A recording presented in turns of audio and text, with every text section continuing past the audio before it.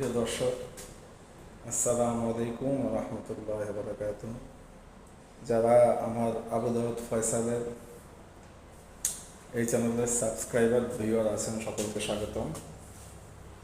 আজকের আমাদের ভিডিওতে যাচ্ছি। আজকে আমরা কাঁচা বাজারের পরিস্থিতির একটা আপডেট দিব ইনশাআল্লাহ। বাসা থেকে বের হলাম বাজারের উদ্দেশ্যে।